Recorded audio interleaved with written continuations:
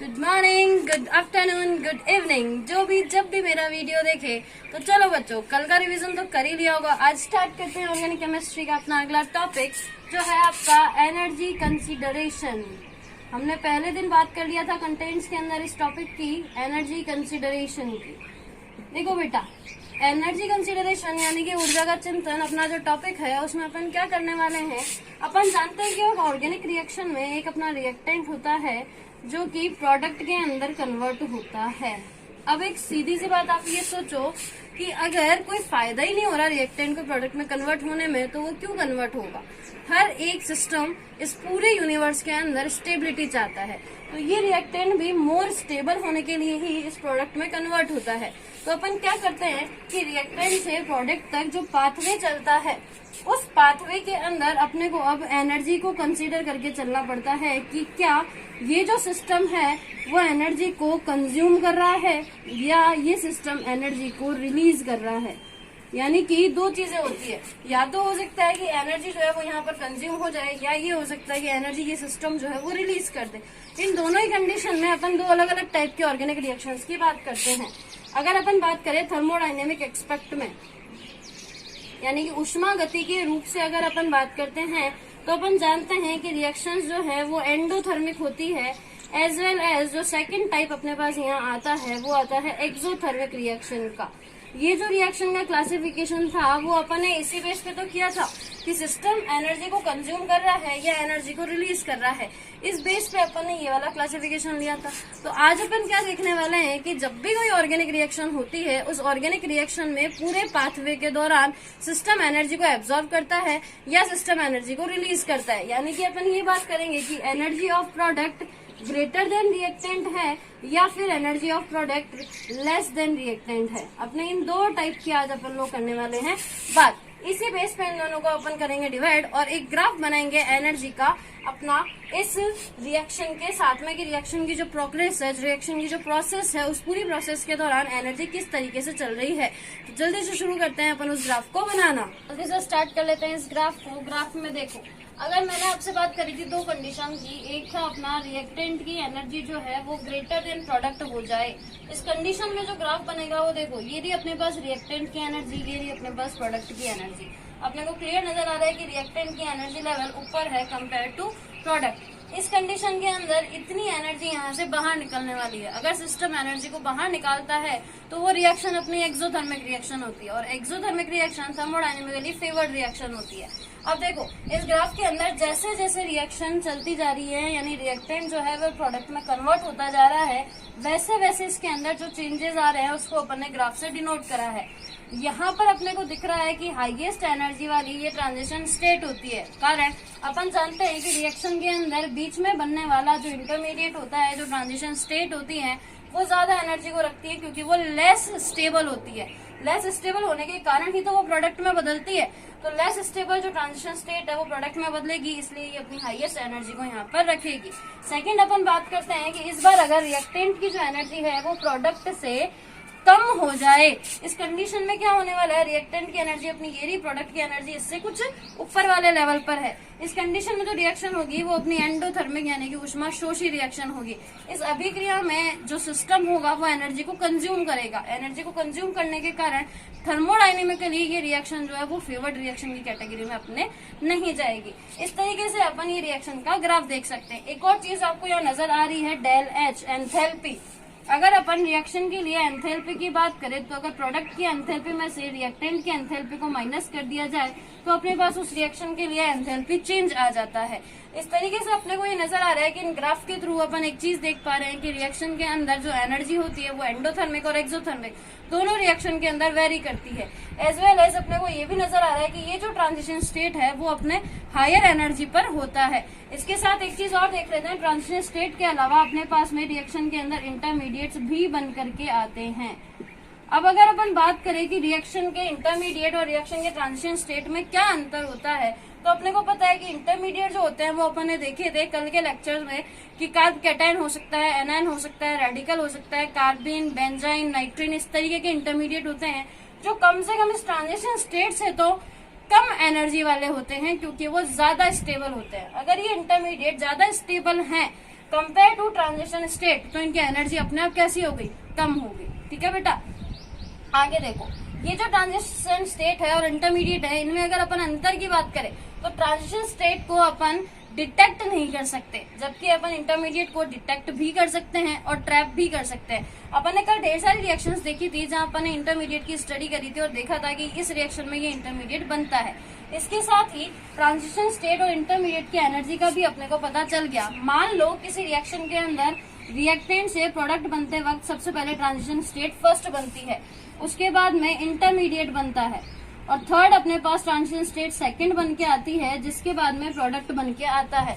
तो इन तीनों के लिए अगर अपन एनर्जी के कर्व की बात करें तो सबसे ज्यादा एनर्जी ये ट्रांजिशन स्टेट फर्स्ट रखेगी, उसके बाद कम एनर्जी पे ये इंटरमीडिएट आएगा, और अगर फाइनल अपन बात करें तो ये ट्रांजिशन स्टेट सेकंड इस ट्रांजिशन स्टेट फर्स्ट के बराबर ही एनर्जी लेवल पर होगी। यानी अगर ग्राफ में यहाँ पर अपन चेंज देखेंगे तो ये कुछ इस तरीके से बनेगा, जिसमें ये वाला और ये वाला कर्व आपका बराबर आएगा और यहाँ पर आपका इंटरमीडिएट आएगा, यहाँ आपकी ट्रांजिशन स्टेट सेकंड, यहाँ आपकी ट्रांजिशन स्टेट फर्स्ट। कुछ इस तरीके से ये ग्राफ अपने पास बन करके आएगा।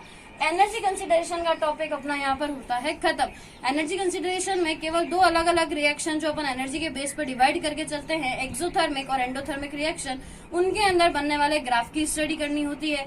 ट्रांजिशन स्टेट और इंटरमीडिएट का अंतर देखना होता है और इन दोनों में से लेस स्टेबिलिटी और एनर्जी के बेस पे एनर्जी के अंदर ग्राफ के अंदर इसको अपने को डिनोट करना होता है। इसके साथ अपना ये टॉपिक यहाँ हो जाता है खत्म। अब शुरू करते हैं अगला टॉपिक, फॉर्मल चार्ज। जल्दी से स्टार्ट करते हैं अगला टॉपिक, फॉर्मल चार्ज, औपचारिक आवेश। देखो, फॉर्मल चार्ज या औपचारिक आवेश क्या होता है, अपने को पता है कि अगर अपने पास में कोई भी मॉलिक्यूल है, मैं लेके चल रही हूँ कि मेरे पास में एक मॉलिक्यूल है Ma, इस मॉलिक्यूल के अंदर इस एटम M और इस एटम A दोनों पर कोई ना कोई इलेक्ट्रॉन डेंसिटी होगी। अपन ये बात करते हैं कि अगर इस M के पास, इसके पास जितनी इलेक्ट्रॉन डेंसिटी है उसको, अगर उस इलेक्ट्रॉन डेंसिटी को मैं बढ़ाने का काम करती हूँ, यानी किसी इलेक्ट्रॉन को इसके ऊपर देकर के इलेक्ट्रॉन डेंसिटी को बढ़ाने का काम करती हूँ, तो इसके ऊपर नेगेटिव चार्ज आएगा। और अगर इस A की इलेक्ट्रॉन डेंसिटी को अपन घटाने का काम करते हैं तो इसके ऊपर पॉजिटिव चार्ज आएगा। आने वाले ये जो चार्जेस हैं यही अपने फॉर्मल चार्जेस कहलाते हैं। यानी कि अगर किसी एटम के, किसी मॉलिक्यूल के अंदर किसी एटम के इलेक्ट्रॉन डेंसिटी को अपन बढ़ाते हैं तो उसके ऊपर जो नेगेटिव चार्ज आता है, या उसकी इलेक्ट्रॉन डेंसिटी को अपन घटाते हैं तो उसके ऊपर जो पॉजिटिव चार्ज आता है, वही चार्जेस अपने फॉर्मल चार्ज या औपचारिक आवेश कहलाते हैं। खास बात, इस पूरे मॉलिक्यूल के ऊपर जितने भी एटम पे जो भी चार्ज आएगा वो ओवरऑल पूरे मॉलिक्यूल पे आने वाले चार्ज के बराबर होगा। यानी कि ये देखो, अभी ये जो Ma कंपाउंड है इसके ऊपर मैंने कोई चार्ज नहीं लगाया, यानी यहाँ अगर चार्ज की बात करें तो वो 0 है। -1 और +1 मिलकर के कितना हो गया, ये भी तो 0 हो गया ना। तो अपने दोनों काम हो गए कि इसके ऊपर आने वाला चार्ज इन पर आने वाले चार्ज के योग के बराबर होगा। देखो, इसको अपन एग्जाम्पल को एक्सप्लेन करते हैं अपनी O3 ओजोन की स्ट्रक्चर से। ओजोन की स्ट्रक्चर अगर अपन बनाए तो अपने को ये ध्यान रख सकता है कि ऑक्सीजन एटम के ऊपर कितना फॉर्मल चार्ज है। उसको अपन कैसे ड्रॉ करें, सबसे पहले रैंडमली 3 ऑक्सीजन एटम अपन बना लेते हैं। ऑक्सीजन का इलेक्ट्रॉनिक कॉन्फिगरेशन याद करो, कितने इलेक्ट्रॉन आएंगे इसके पास, 6 इलेक्ट्रॉन, कुछ इस तरीके से ये हमने बना दिए इसके 6 इलेक्ट्रॉन्स। अब देखो, अपने को पता है कि ऑक्सीजन ऑक्सीजन के साथ डबल बॉन्ड से जुड़ता है। सबसे पहले हमने इनके इन बॉन्ड की इलेक्ट्रॉन्स की शेयरिंग को दिखा दिया और दोनों के बीच में एक डबल बॉन्ड बना दिया। इससे क्या हुआ, इसको अपना ऑक्टेट पूरा करने का मौका मिल गया, इसको अपना ऑक्टेट पूरा करने का मौका मिल गया। आगे देखो, इसका ऑक्टेट तो पूरा हो गया पर अभी ये ऑक्सीजन अपना बाकी है। तो ये ऑक्सीजन क्या करेगा, इसको 2 इलेक्ट्रॉन की जरूरत है। इस वाले ऑक्सीजन से ये 2 इलेक्ट्रॉन अपने लेने की कोशिश करेगा और लेगा कैसे कि ये जो इलेक्ट्रॉन पेयर है ये इसको अपना डोनेट कर दे, कारण इसके पास तो अपना ऑक्टेट इस वक्त कंप्लीट है, तो ये अपना इसको डोनेट कर सकता है। तो अगर अपन बात करें पुरानी केमिस्ट्री की, जो अपनी ओल्ड केमिस्ट्री है, उसमें तो अपन इस बॉन्ड को कुछ इस तरीके से दिखाते थे, कोऑर्डिनेशन बॉन्ड के थ्रू, कि ऑक्सीजन ने अपना लॉन पेयर जो है वो दूसरे वाले ऑक्सीजन को दे दिया। अब इसी को अपन न्यू केमिस्ट्री के अंदर किस तरीके से दिखाते हैं जिससे कि फॉर्मल चार्ज आ जाए, तो वो तरीका होता है, देखो कुछ ऐसे, ये ऑक्सीजन रहा, यहाँ अपन सिंगल बॉन्ड बनाएंगे, जिसने दिया है, इसने अपना इलेक्ट्रॉन इसको दिया है ना, तो इसके ऊपर आपका चार्ज आ जाएगा पॉजिटिव। बेचारे के पास एक ही तो लॉन पैड था, देख करके हो गया गरीब। 2 लॉन पैड थे, ऐसा नहीं है बिल्कुल गरीब हो गया, पर गरीब तो हो ही गया ना, अपने अंदर से थोड़ा सा तो इसने दूसरे को दिया ही है। और ये जिसके पास कुछ भी नहीं था, जिसको जरूरत थी 2 इलेक्ट्रॉन की, इसीलिए इसने क्या ले लिया, नेगेटिव चार्ज। आप इसको कुछ इस तरीके से भी देख सकते हो कि एक नेगेटिव चार्ज मतलब 2 इलेक्ट्रॉन। इस ऑक्सीजन को अपना ऑक्टेट पूरा करने के लिए 2 ही इलेक्ट्रॉन की जरूरत थी, और इस ऑक्सीजन के 2 ही इलेक्ट्रॉन इस ऑक्सीजन ने लिए हैं, इसीलिए इसके पास आ गया पॉजिटिव चार्ज। बेचारा गरीब हो गया दान दे करके, और ये अमीर हो गया लेकर के। तो इस कंडीशन में अपने को साफ नजर आ रहा है कि इस ऑक्सीजन एटम के ऊपर +1 फॉर्मल चार्ज है, जबकि इस ऑक्सीजन के ऊपर -1 जो अपना फॉर्मल चार्ज है। और अगर अपन ओवरऑल मॉलिक्यूल की बात करें तो +1 और -1 बैलेंस होकर के हो गया 0। इसीलिए ओजोन जो है वो एक न्यूट्रल कंपाउंड अपने पास बन करके आता है। खास बात, फॉर्मल चार्ज जो है वो अपन लुईस स्ट्रक्चर के थ्रू ही इजीली काउंट कर सकते हैं और एकदम करेक्ट काउंट कर सकते हैं। तो अपने को लुईस स्ट्रक्चर यहाँ पर बनाना आना चाहिए, क्योंकि फॉर्मल चार्ज बात क्या होती है कि उसके पास जितनी इलेक्ट्रॉन डेंसिटी है उसमें अपन बढ़ाने या घटाने का काम करते हैं, और उस इलेक्ट्रॉन डेंसिटी को ज्ञात करने के लिए, डिटरमाइन करने के लिए अपने को लुईस स्ट्रक्चर की हेल्प लेनी पड़ती है। अब देखो, ये तो अपन मॉलिक्यूल को देख करके भी पता लगा सकते हैं। जैसे कि मान लो अपन एग्जांपल लेते हैं अमोनियम आयन का, NH4+ का। मॉलिक्यूल में साफ नजर आ रहा है कि नाइट्रोजन के ऊपर एक +1 चार्ज है। तो ये +1 चार्ज अगर अपन ड्रॉ करने की कोशिश करें तो ये लो, ये नाइट्रोजन, ये हाइड्रोजन, ये हाइड्रोजन और ये एक और हाइड्रोजन। हाइड्रोजन एक बॉन्ड बना सकता है, उसने अपना एक बॉन्ड बनाया हुआ है। नाइट्रोजन अपने को पता है 3 ही बॉन्ड बनाता है। यहाँ अपन ने इसकी इलेक्ट्रॉन डेंसिटी के लिए क्या करा है, जितनी थी उससे अपन ने इसकी वैलेंसी को ओवर करने का काम करा है। वैलेंसी को ओवर करने का काम करा मतलब चार्ज पॉजिटिव। तो ये जो मॉलिक्यूल के ऊपर +1 चार्ज है वो अपना नाइट्रोजन एटम पे आएगा या हाइड्रोजन एटम पे आएगा, ये भी अपन पता यहाँ पर कर सकते हैं। आप लोग आज एक काम कीजिएगा, साइनाइड CN- आयन जो होता है इसके अंदर आप लोग ट्राई कीजिएगा। ट्राई करके मुझे कमेंट बॉक्स में बताइएगा, वरना इसको मैं सॉल्व जरूर करवाऊंगी आपको, ठीक है। अब देखो अपन एक काम करते हैं, ये तो अपन मॉलिक्यूल को देख करके पता लगा रहे हैं, तो क्या फॉर्मूले से पता नहीं लगा सकते? लगा सकते हैं। अब अपन ट्राई करते हैं फॉर्मूले से एक और एग्जाम्पल इसी फॉर्मल चार्ज का। अपने को वैलेंस शेल के इलेक्ट्रॉन्स काउंट करने होते हैं एटम के, उसमें से अपन माइनस करते हैं नॉन बॉन्डेड इलेक्ट्रॉन पेयर, यानी कि लॉन पेयर को, या यूं कहते हैं अनपेयर्ड इलेक्ट्रॉन्स को। उसके बाद अपन जितने उसने बॉन्ड बनाए हुए हैं उन बॉन्डिंग इलेक्ट्रॉन्स को काउंट करते हैं और उसको डिवाइड कर देते हैं 2 से। इस फॉर्मूले को अपन शॉर्ट में कुछ इस तरीके से भी लिख सकते हैं कि FC जो होता है वो होता है आपका number of valence electron minus number of non bonding electron minus bonding electrons divided by 2। ये सबसे स्मॉलेस्ट फॉर्मूला है अपना, जो अपने को पता होना चाहिए। इस फॉर्मूले को अपन अप्लाई करते हैं कार्बोनेट आयन पर। कार्बोनेट आयन यानी कि CO3-2। इसके अगर अपन स्ट्रक्चर को देखें तो वो कुछ इस तरीके से है। ये कार्बन, इसकी अपने को पता है 4 वैलेंसी होती है, ऑक्सीजन की 2 वैलेंसी होती है। अपन ने लगा दिया C डबल बॉन्ड O, उसके बाद दोनों ऑक्सीजन से एक सिंगल बॉन्ड बना दिया। इनकी एक वैलेंसी अभी बाकी है, इसीलिए इसके ऊपर चार्ज जो है वो -2 आया हुआ है। अगर मैं सिंपली बनाऊं तो इस -2 को अपन इन दोनों ऑक्सीजन पर डिवाइड करके भी पता लगा सकते हैं डायरेक्ट ट्रिक से कि इस O पे -1 फॉर्मल चार्ज है, इस O पे भी -1 फॉर्मल चार्ज है, कार्बन पे 0 है, ऑक्सीजन पे 0 है। तो मॉलिक्यूल को देख करके तो कुछ इस तरीके से पता लगा सकते हैं। और अगर अपन अलग अलग कैलकुलेशन करें, मान लिया ये अपना पहला एटम है, ये दूसरा एटम है, ये तीसरा एटम है और ये चौथा एटम है। इन 4 एटम के लिए अपन फॉर्मूले से कैलकुलेशन करके ट्राई करते हैं कि क्या आंसर आता है।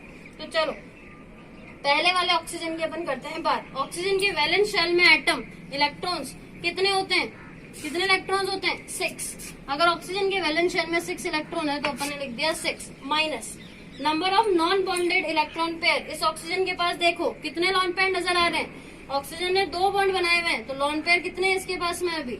2, यानी इसके पास लॉन पेयर कितना आ गया अपना? 2। तो इलेक्ट्रॉन कितने हुए? 4 इलेक्ट्रॉन अपने पास यहाँ पर इसके आ गए। उसके बाद है बॉन्डिंग इलेक्ट्रॉन्स। बॉन्डिंग इलेक्ट्रॉन्स इसने कितने बॉन्ड बनाए हुए हैं? ये 2 बॉन्ड बनाए हैं। 2 बॉन्ड मतलब कितने इलेक्ट्रॉन? 4। तो इस बार क्या आ जाएगा यहाँ पर? 4 डिवाइडेड बाई 2। फॉर्मूला क्या रहा है अपना? तो 6 - 4 - 4/2 यानी कितना हो गया? 6 - 6 इज इक्वल्स टू 0। यानी पहला वाला जो ऑक्सीजन है उस पर अपना चार्ज कितना आ रहा है?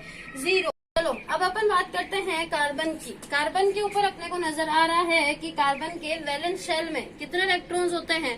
4। कार्बन के वैलेंस शेल में अपने पास में इलेक्ट्रॉन हो गए 4। फिर है number of non bonded electron pair. क्या कार्बन के पास में कोई लोन पेयर है? नहीं है। क्या कोई अनपेयर्ड इलेक्ट्रॉन है? नहीं है। तो नंबर कितना हो गया? 0 माइनस बॉन्डिंग इलेक्ट्रॉन। कार्बन ने कितने बॉन्ड बना रखे हैं? 1 2 3 और 4। 4 बॉन्ड मतलब इलेक्ट्रॉन कितने? 8। 8 डिवाइडेड बाई 2 कितना हो गया? 4। 4 माइनस 4 कितना हो गया? 0। यानी इस कार्बन के ऊपर भी फॉर्मल चार्ज कितना आने वाला है? 0। अब चलते हैं अपने थर्ड ऑक्सीजन एटम की तरफ। अगर अपन ऑक्सीजन के एटम की बात करते हैं तो इस ऑक्सीजन एटम पे देखो, इस ऑक्सीजन एटम कितने शेल है, कितने इलेक्ट्रॉन है इसके शेल में? वही वापस से 6 आने वाले हैं। अब बारी आती है इसके लॉन पेयर्स की, तो ध्यान से देखना, इसने एक बॉन्ड बनाया है, इसके पास अभी कितने इलेक्ट्रॉन्स बाकी हैं? 6 इलेक्ट्रॉन अपने इसके पास में अभी बाकी पड़े हैं। तो इस बार कितना आएगा? 6 माइनस बॉन्डिंग, कितना बॉन्ड बनाया है इसने? एक बॉन्ड मतलब इलेक्ट्रॉन कितने? 2। तो 2 डिवाइडेड बाई 2 इस बार क्या आएगा? 6 माइनस 7 यानी कि -1। तो अपना ऑक्सीजन का जो फॉर्मल चार्ज है वो इस बार कितना आने वाला है? -1। सेम वे में अगर अपन इस ऊपर वाले ऑक्सीजन की बात करें, अपने चौथे एटम की बात करें या तीसरे ऑक्सीजन एटम की बात करें, तो इसके अंदर क्या आने वाला है? फिर से वही देखो, शेल में इलेक्ट्रॉन कितने? 6। इसमें से माइनस करेंगे अपन इसके लॉन पेयर्स को, तो यहाँ भी अपने पास लॉन पेयर्स कितने आने वाले हैं इस बार? 3 लॉन पेयर मतलब 6 इलेक्ट्रॉन। तो 6 इलेक्ट्रॉन अपने पास इसके हैं, और इसके भी अगर अपन बॉन्ड की बात करें तो इसने भी ये एक ही बॉन्ड बनाया है। एक बॉन्ड मतलब 2 इलेक्ट्रॉन। तो अपन ने क्या करा? वापस से 2 डिवाइडेड बाई 2, यहाँ भी क्या आया? 6 माइनस 7 इज इक्वल टू -1। तो चाहे अपन फॉर्मूले से निकालें चाहे अपन डायरेक्ट वे में निकालें, अपना आंसर सेम ही आएगा। बस शर्त क्या है? आपको लुईस स्ट्रक्चर पता होनी चाहिए। लुईस स्ट्रक्चर से आंसर निकालेगा, आंसर कभी भी गलत नहीं आएगा। अब देखो, ये फॉर्मल चार्ज अपन ने निकाल तो लिया, पर इसका फायदा क्या है? कैलकुलेशन अपन ने कर ली। फॉर्मल चार्ज अभी अपन ने बात करी कि किसी भी मॉलिक्यूल के अंदर एटम के ऊपर इलेक्ट्रॉन डेंसिटी को शो करने वाला चार्ज होता है। यानी इस चार्ज के थ्रू अपन उस एटम की वैलेंसी को कंप्लीट करने का काम करते हैं, उस एटम के ऑक्टेट को कंप्लीट करने का काम करते हैं, जिससे कि स्टेबिलिटी आती है। अगर इस ऑक्सीजन के पास एक नेगेटिव चार्ज नहीं होगा तो इसका ऑक्टेट पूरा नहीं होगा, और ऑक्टेट पूरा नहीं होगा तो इसके पास स्टेबिलिटी नहीं आएगी। और दूसरा फैक्टर, जब तक कोई चार्ज नहीं होगा वो किसी दूसरे चार्ज को अपनी तरफ अट्रैक्ट नहीं करेगा, और जो अपना मॉलिक्यूल फॉर्मेशन है, नया मॉलिक्यूल फॉर्मेशन है, वो प्रोसेस भी नहीं हो पाएगा। तो इस तरीके से ये फॉर्मल चार्ज अपने यहाँ पर काम आता है। ये टॉपिक भी अपना यही खत्म होता है। फॉर्मल चार्ज या औपचारिक आवेश की गणना पर आपके यहाँ एक सवाल आता है, 100% एक क्वेश्चन आता है। इस फॉर्मूले को ध्यान रखिएगा, एप्लीकेशन ध्यान रखिएगा, और साइनाइड एग्जाम्पल CN- को सॉल्व करना बिल्कुल भी मत भूलिएगा। तो चलो, इसी के साथ अपना ये टॉपिक यहाँ हो जाता है खत्म। अब अपना लास्ट टॉपिक बचा है method of determination of reaction mechanism, यानी अपने को ये पता लगाना है कि अभिक्रिया जो है वो कौन सी क्रियाविधि से संपन्न हुई होगी।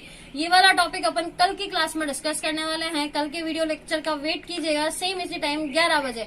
और हाँ, अगर आप आज मेरी वीडियो को पहली बार देख रहे हैं तो चैनल को सब्सक्राइब करना मत भूलिएगा। वीडियो को कीजिए like, share and comment. Keep study.